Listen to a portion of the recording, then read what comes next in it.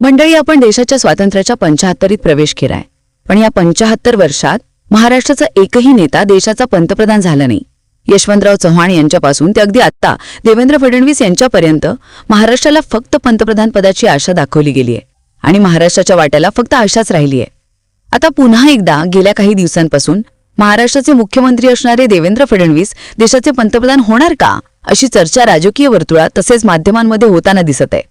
कारण फडणवीस यांचं केंद्रात जाण्याबाबतचं वक्तव्य आणि त्याचबरोबर पंतप्रधान नरेंद्र मोदी यांच्या नियुक्तीबाबत थेट राष्ट्रीय स्वयंसेवक संघाकडून देण्यात आलेले संकेत यामुळे मोदींचा पुढचा उत्तराधिकारी कोण होणार अशी चर्चा रंगते. यात मुख्यमंत्री देवेंद्र फडणवीस यांचं नाव सुद्धा अग्रस्थानी आहे. परंतु देवेंद्र फडणवीस यांच्यासाठी पंतप्रधान पद भूषवणं सोपं नाही, कारण या स्पर्धेत अजून मोठमोठ्या बड्या नेत्यांची नावं सुद्धा चर्चेत आहेत. मोदींच्या उत्तराधिकारी होण्याच्या स्पर्धेत कोणकोणते नेते आहेत, फडणवीस खरंच पंतप्रधान होऊ शकतात का आणि पंतप्रधान पदाच्या स्पर्धेत टिकून राहण्यासाठी फडणवीसांच्या समोर नेमकी कोणती आव्हानं आहेत, याचीच माहिती सांगणारा हा व्हिडिओ. नमस्कार, मी जान्हवी आणि तुम्ही बघताय महाराष्ट्र फोकस न्यूज.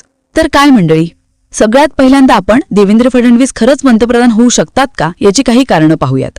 आता फडणवीस पंतप्रधान होऊ शकतात याचं पहिलं कारण म्हणजे देवेंद्र फडणवीस यांना असलेली RSSची पार्श्वभूमी. मंडळी, फडणवीस यांचा चेहरा राज्यातला प्रमुख भाजप चेहरा आहे, ज्यांना भाजपचे वैचारिक मार्गदर्शक असल्याचं देखील बोललं जातं आणि राष्ट्रीय स्वयंसेवक संघाचा तसा विश्वास देखील आहे. तसंच पंतप्रधान नरेंद्र मोदी देखील त्यांना पसंत करतात. महायुतीच्या विधानसभेतील दणदणीत विजयानंतर देवेंद्र फडणवीस पुन्हा महाराष्ट्राचे मुख्यमंत्री झाले. त्यांना मुख्यमंत्री करण्यासाठी राष्ट्रीय स्वयंसेवक संघाचा पाठिंबा होता असं देखील बोललं जात होतं. खरं तर केवळ राष्ट्रीय स्वयंसेवक संघाशी असलेल्या त्यांच्या जवळीकी त्यामुळेच नाही, तर निवडणुकीत भाजपने सर्वात मोठा पक्ष म्हणून उदयास येऊन मिळवलेल्या सर्वोत्तम कामगिरीमुळे त्यांना मुख्यमंत्रीपद पुन्हा मिळालं असं देखील बोललं जातं. पण देवेंद्र फडणवीस यांची राष्ट्रीय स्वयंसेवक संघाशी असलेली जवळीकता नाकारता येत नाही, कारण देवेंद्र फडणवीस लहानपणापासूनच RSSच्या कुशीत वाढलेले नेते आहेत.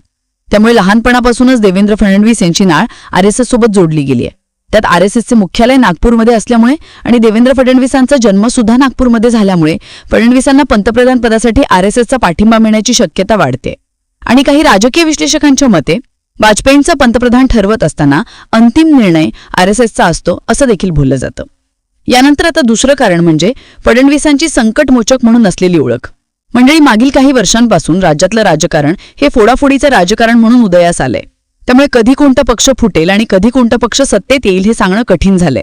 या परिस्थितीत देखील देवेंद्र फडणवीस भाजपसाठी नेहमीच संकटमोचक म्हणून वेळोवेळी उभे राहिले आहेत. 17 ऑक्टोबर 2019 रोजी एकाच फेरीत संपूर्ण महाराष्ट्रात 80 जागांसाठी मतदान झालं. या निवडणुकीत एकूण 61% मतदान झालं होतं. निकालानंतर भारतीय जनता पक्ष आणि शिवसेना यांच्या महायुतीला स्पष्ट बहुमत मिळालं होतं. परंतु अजूनही सरकार स्थापन करायच्या वेळेस दोन्ही पक्षात मतभेद झाले आणि मतभेद झाल्यानंतर युती विसर्जित झाली आणि राजकीय संकट निर्माण झालं. यावेळी कोणत्याही पक्षाला सरकार बनवता न आल्याने राज्यात राष्ट्रपती राजवट लागू करण्यात आली. परंतु 12 नोव्हेंबर 2019च्या पहाटे देवेंद्र फडणवीस यांनी मुख्यमंत्रीपदाची तर अजित पवार यांनी उपमुख्यमंत्रीपदाची शपथ घेतली. तथापि या दोघांनी 12 नोव्हेंबर 2019 रोजी बहुमत चाचणीच्या आधीच राजीनामा दिला आणि 28 नोव्हेंबर 2019 रोजी शिवसेना, राष्ट्रवादी आणि काँग्रेसने महाविकास आघाडी या नवीन युती अंतर्गत उद्धव ठाकरे यांना मुख्यमंत्रीपद देऊन सरकार स्थापन केलं. पण फडणवीस अजूनही शांत नव्हते. ते फक्त संधीच्या शोधात होते आणि ती संधी दिली एकनाथ शिंदे यांनी. त्याचं झालं असं, एकनाथ शिंदे यांच्या नेतृत्वाखालील शिवसेनेत फूट पडल्यानं उद्धव ठाकरे यांना राजीनामा द्यावा लागला आणि एकनाथ शिंदे देवेंद्र फडणवीस यांच्यासोबत जाऊन मुख्यमंत्री झाले आणि भाजप शिवसेना युतीने भाजप पुन्हा सत्तेत आलं. परंतु यावेळी फडणवीसांना मुख्यमंत्रीपदापासून दूर राहावं लागलं. पण त्यामुळे देवेंद्र फडणवीस यांना एक संयमी आणि संकटमोचक नेता म्हणून ओळख मिळाली आणि त्यांच्या यात त्याचाच फायदा त्यांना केंद्रात होण्याची शक्यता आहे. त्यातून आता तिसरं कारण सांगता येईल ते म्हणजे फडणवीसांची प्रशासनावरील असणारी पकड आणि प्रभावी व्यवस्थापन. मंडळी, महाराष्ट्रातच नाही तर संपूर्ण देशात एक अभ्यासू व्यक्तिमत्व म्हणून देवेंद्र फडणवीस यांच्याकडे पाहिलं जातं. नरेंद्र फडणवीस यांनी आपल्या कार्यकाळात अनेक आंतरराष्ट्रीय संमेलनात सहभाग घेतला आणि अनेक आंतरराष्ट्रीय प्रकल्प महाराष्ट्रात आणण्यासाठी त्यांनी प्रयत्न केले, ज्यात मुंबई अहमदाबाद बुलेट ट्रेन जे जपानी तंत्रज्ञान वापरून बनवण्यात आलं आहे, त्याचबरोबर Mumbai trans harbour link, Atal Setu, Nagpur Goa express आहे जो राज्याला सागरी बंदराने आणि बाह्य व्यापाराशी जोडणारा मार्ग ठरला आहे, नागपूर इंटरनॅशनल बिझनेस सेंटर, अशा मोठ्या प्रकल्पांमुळे आणि फडणवीसांच्या या प्रयत्नांमुळे तसंच फडणवीसांची उत्तम हिंदी, इंग्लिश आणि मराठी भाषेवर असलेली पकड यामुळे त्यांना एक प्रभावी व्यवस्थापक देखील बोललं जातं. आणि म्हणूनच पंतप्रधान मोदीनंतर फडणवीस प्रभावी दावेदार आहेत असं बोललं तरी वावगं ठरणार नाही. आता यातलं सतत आणि महत्वाचं कारण म्हणजे फडणवीस यांची एक सर्वसमावेशक चेहरा म्हणून असलेली इमेज. मंडळीस, देवेंद्र फडणवीस हे एक सर्वसमावेशक चेहरा म्हणून पुढे आलेले नेते आहेत. त्यांना आरएसएसची पार्श्वभूमी असली तरी देखील त्यांच्याकडे कट्टर हिंदुत्ववादी म्हणूनच पाहिलं जातं. त्यांनी सुरुवातीपासूनच एक सर्वसमावेशक नेता म्हणून काम केलं आहे.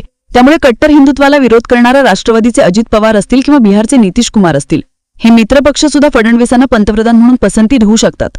याशिवाय दलित ओबीसी मतदारांमध्ये सुद्धा त्यांची बऱ्यापैकी हवा आहे. त्यामुळे एकूणच सॉफ्ट हिंदुत्वाच्या जीवावर त्यांना संधी मिळू शकते. आता त्यातलं पाचवं कारण आहे ते म्हणजे यंग फॅक्टर. म्हणजे मोदींच्या उत्तराधिकारी बनण्याच्या रेसमध्ये असलेल्या नेत्यांमध्ये एक तरुण नेता म्हणून फडणवीस यांच्याकडे पाहिलं जातं. योगी आदित्यनाथ, अमित शहा हे सगळे वयाच्या रेसमध्ये तुलनेने खूप वयस्कर आहेत. त्यामुळे एक तरुण नेता देशाचा पंतप्रधान व्हावं असं अनेकांना वाटतं. पण काही राजकीय विश्लेषकांचे असं पण मत आहे की हे सगळं वाटतं तेवढं सोपं नाही. कारण फडणवीस यांचा पंतप्रधानपदाचा दावेदार जरी बोललं जात असलं तरी त्यांच्या या दावेदारीला आव्हानं देखील तितकीच खूप आहेत. चला तर मग देवेंद्र फडणवीस यांच्यासमोर असलेली आव्हानं नेमकी कोणती आहेत त्यावर एक नजर टाकूयात. मंडळी, त्यातलं पहिलं आव्हान म्हणजे प्रादेशिक मर्यादा. म्हणजे देवेंद्र फडणवीस सध्या महाराष्ट्राचे मुख्यमंत्री आहेत आणि महाराष्ट्रात त्यांना चांगली प्रसिद्धी देखील मिळाली आहे. परंतु पंतप्रधानाचा आवाका मोठा असल्यामुळे फडणवीसांना हवी तेवढी प्रसिद्धी मिळालेली नाहीये. 19 मध्ये मोदी लाट आली आणि नरेंद्र मोदी पंतप्रधान झाले. पण आता त्या लेवलची प्रसिद्धी मिळवून फडणवीसांनी आव्हान असणार आहे. त्याचबरोबर योगी आदित्यनाथ, अमित शहा, नितीन गडकरी अशा बड्या नेत्यांचे देखील फडणवीसांना समोर आव्हान असणार आहे. एवढंच नाही तर अजून एक महत्त्वाचं आव्हान म्हणजे देशभरातलं जातीय समीकरण. भाजपचं राजकारण हे ओबीसी मतदारांच्या आजूबाजूलाच जास्त फिरतं. त्यामुळे भाजपला ओबीसी मतदारांना नाराज करून कोणतंही पाऊल उचलता येणार नाही. याशिवाय देवेंद्र फडणवीस हे एक ब्राह्मण नेते आहेत. त्यांना जर पंतप्रधान पदाची जबाबदारी देण्यात आली तर ओबीसी दलित मतदार नाराज होण्याची शक्यता नाकारता येणार नाही. आणि योगी शाह सुद्धा या स्पर्धेत गेम चेंजर ठरणार आहेत. कारण दिल्लीला जाणारा रस्ता यूपीमधून जातो असं बोललं जातं. म्हणजेच पंतप्रधान निवडीबाबत यूपीला जास्त प्राधान्य दिलं जातं. त्यामुळेच पंतप्रधान मोदी यांचा उत्तराधिकारी कोण होणार हे पाहणं महत्त्वाचं ठरणार आहे. म्हणूनच 24 मध्ये मोदी पुन्हा पंतप्रधान होतात की अजून कोणाला संधी मिळते हे पाहणं महत्त्वाचं ठरणार आहे.